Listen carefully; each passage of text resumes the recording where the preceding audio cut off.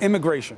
Right. You have people in the GOP worried that you're going to alienate, excuse the pun, the Hispanic population. You may have 28 million. Chris, I have to do the right 28 thing. million voters. You're right. Pulling the birthright exception. You're right. That may be constitutionally dubious. You shouldn't be taking such an extreme position. What do you say? I have to do the right thing.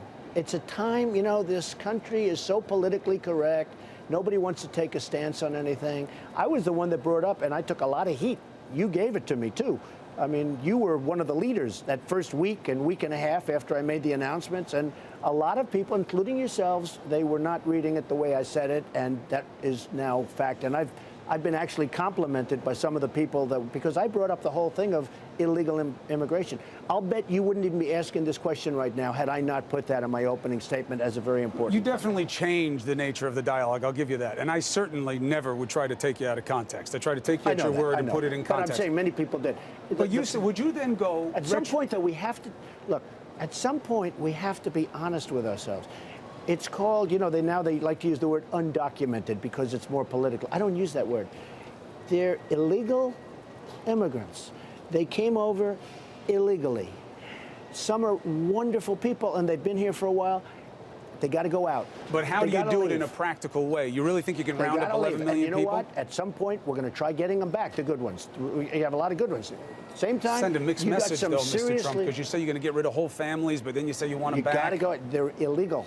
We have a country. We have to have a border. We have to have a wall. Mexico will pay for the wall. I get a kick out of these guys that never negotiated. They can't negotiate for their own house. Saying that they're going to pay for a $4 billion wall when you give them like $280 million a year. Why would they say yes? Because they make a fortune with us. Our companies are moving into Mexico more than almost any other place right now. We're losing our industry. We're losing our business to Mexico. Their leaders are smart as hell.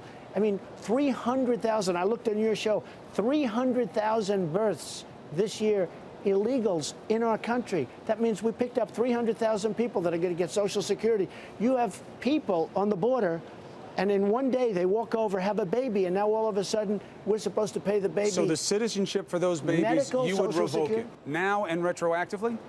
Number one, the 14th Amendment is very questionable as to whether or not somebody can come over, have a baby, and immediately that baby is a citizen. Okay? The court has pretty much said that it reads in immigrants there. This is a minority legal opinion you're talking about. There are many people that totally feel that they may want it that way. Amending is too big a deal. It'll be 2 terms. I'd be in my 2nd term or my 8th year by the time, assuming everything went smoothly, because to amend the Constitution takes a long time. I believe, especially on a very divisive issue. I believe you can win it legally. Okay, I believe you can win it legally, and in any event, the parents have to leave. If the parents leave, unless they're very bad people, they're going to take their baby. 75% of the country feels that you should be trying to find a way to let people stay with conditions as opposed to kicking everybody out. These people, the really good ones, and we have some great ones, we're going to try and expedite so they can come back, but they're going to come back legally.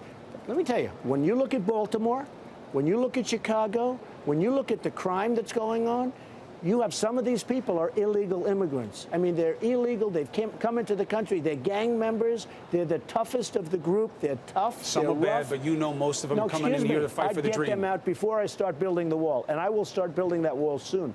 I will get them out. The first thing I'm doing is getting the bad ones out, and they're gone, and they're not coming back either. I'm going to increase the hell out of the border in terms of the guards and Border Patrol, who I've gotten to know a lot of them when I went to the border recently, and they're fantastic. They want to be able to do their job. They're stopped from doing their job. Before I even start the wall, and I will start the wall very quickly, do you know one of the things that's holding up the wall? Environmental impact statements. Can you believe this? Environmental impact statements. I think it's got to be low on the list.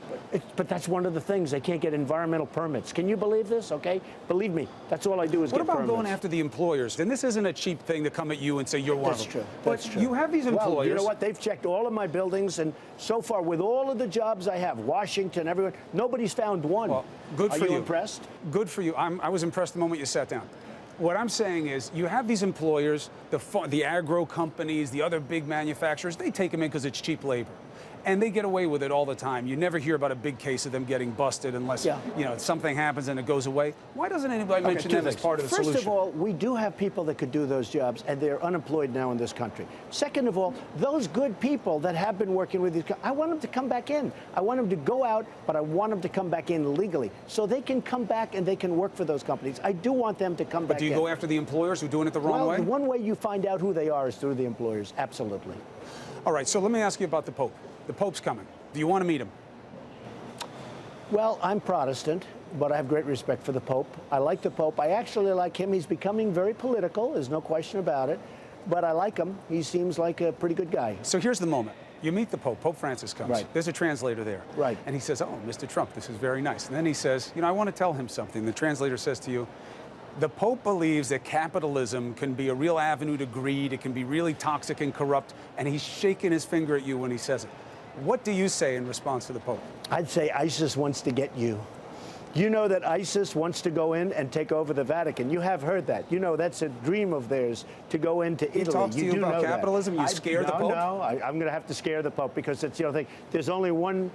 Look, the Pope, I hope, can only be scared by God. Is the ceiling open over here right now? The Pope, I hope, can only be scared by God. But the truth is, if you look at what's going on, they better hope that capitalism works because it's the only thing we have right now. And it's a great thing when it works properly. In our country, Chris, it has not been working properly.